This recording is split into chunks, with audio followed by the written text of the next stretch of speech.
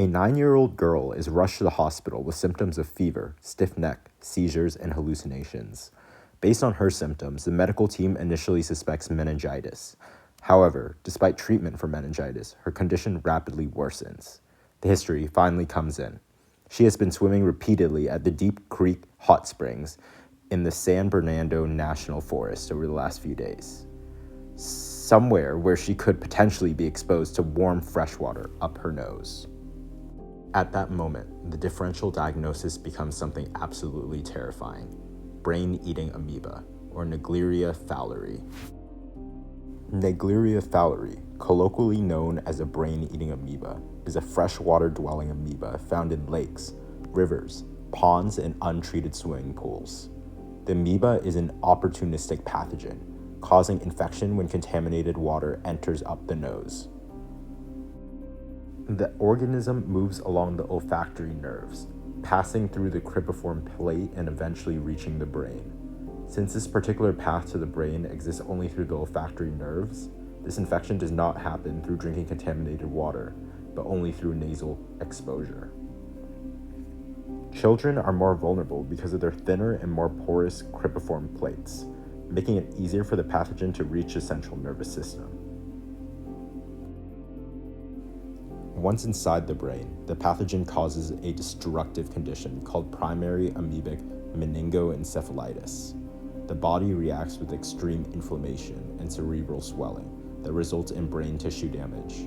The amoeba itself feeds on brain tissue using special structures called food cups, which is where its nickname actually originates from. At this time, primary amoebic meningoencephalitis had a 100% fatality rate. So, what can you do when a child is dying from a 100% fatal disease? Well, you have to try anything you can. In a last-ditch effort, an infectious disease physician assembled an experimental treatment cocktail on the spot. These medications stem from treatments for fungal, bacterial, and other parasitic brain infections. The most important of which was amphotericin B, which is an antifungal medication that is known to disrupt fungal cell wall permeability and prevent homeostasis. Although amoebae are definitely not fungi, it was hypothesized that the structural similarities between both organisms might just be enough to kill the pathogen. Other medications were given that reduce inflammation and are known to disrupt bacterial function, in hopes that they would also disrupt the function of this particular parasite. One of the main problems is pushing these medications through the blood-brain barrier, which is known to impede the function and diffusion of many drugs, such as amphotericin B, making it a much more experimental treatment. In this particular case, miraculously, it worked.